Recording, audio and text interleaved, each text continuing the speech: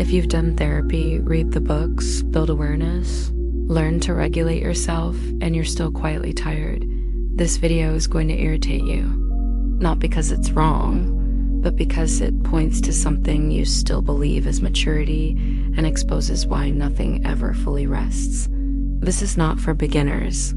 It's for people who think they're conscious but are secretly exhausted because of it.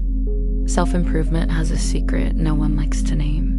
It doesn't calm people down. It trains them to stay tense.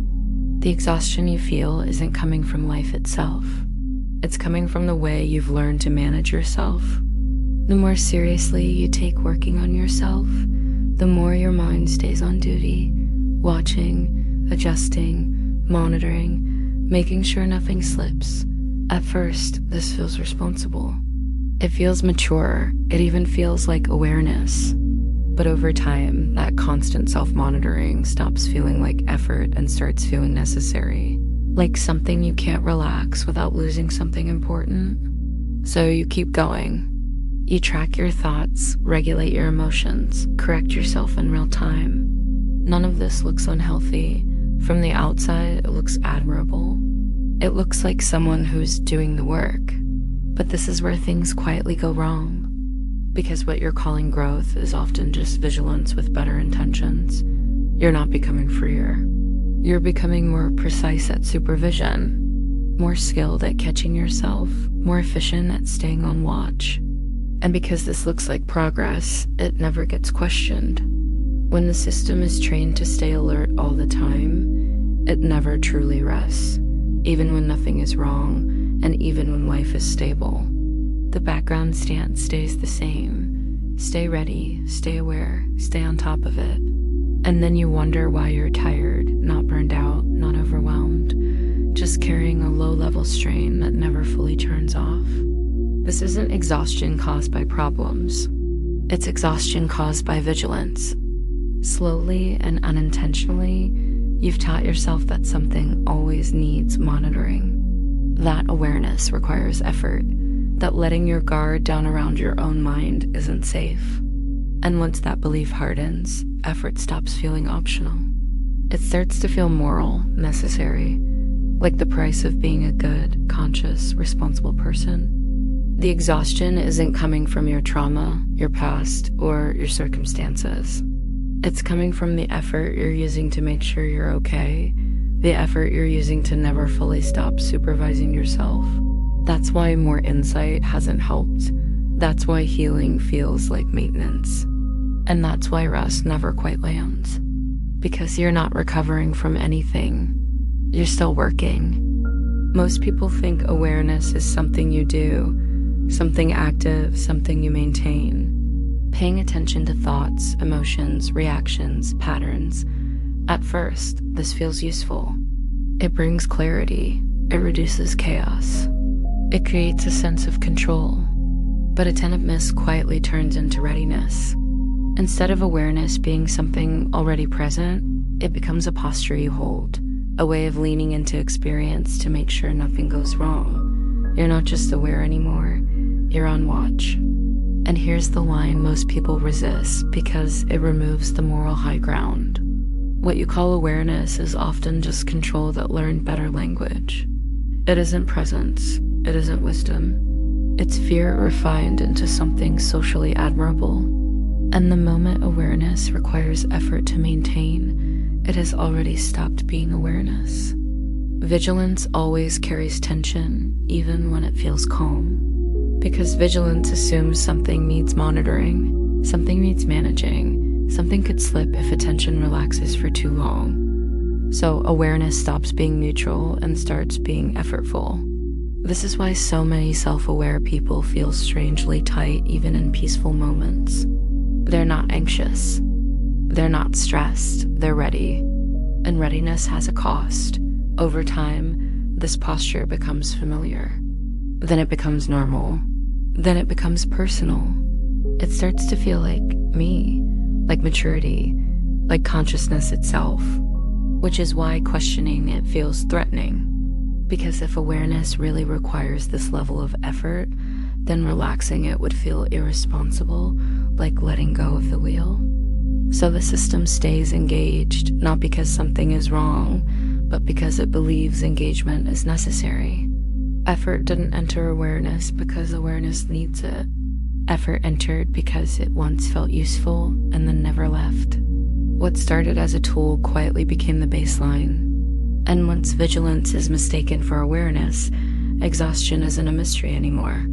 It's inevitable. You're not tired because life is demanding too much from you. You're tired because awareness has been turned into a job.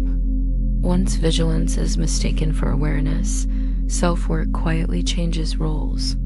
It stops being something you use and starts being something you live inside. What began as a tool becomes a requirement.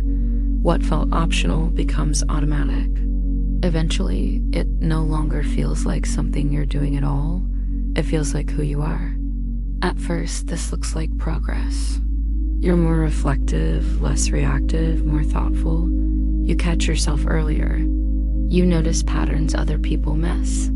And because this produces visible improvement, nothing about it raises suspicion. But look closely at the posture this creates. You don't just experience thoughts, you check them. You don't just feel emotions, you monitor them. There's always a second layer running in the background, quietly supervising the moment, making sure nothing slips. Self-work teaches something subtle but dangerous. That being okay depends on continued oversight. That awareness has to stay active. That if attention relaxes, something important will be lost. Clarity, stability, control. So even when nothing is wrong, the system never fully disengages. Rest doesn't become rest. Calm doesn't fully land. Even moments of ease carry a background scan, a subtle checking of whether this is working, whether you're doing it right. Not because anything is wrong, but because this is how you've learned to be conscious. At this point, the exhaustion isn't coming from your problems anymore.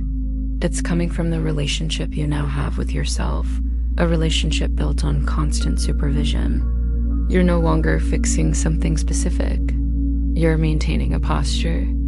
And the longer you live from that posture, the more it hardens into identity. Eventually, the question stops being, what am I working on? And becomes, who am I if I stop? That's when stopping starts to feel dangerous. Because if effort has become the proof that you're conscious, then relaxing it feels like losing awareness itself. And once effort becomes identity, exhaustion is no longer a side effect. It's the price of staying who you think you are. When effort becomes the baseline, the cost doesn't show up as collapse. Life keeps functioning. You keep showing up. From the outside, nothing looks wrong. But something never fully opens. Rest doesn't land. Calm feels provisional. Joy appears, but it's supervised. There's a distance, a sense that you're watching yourself live instead of actually living.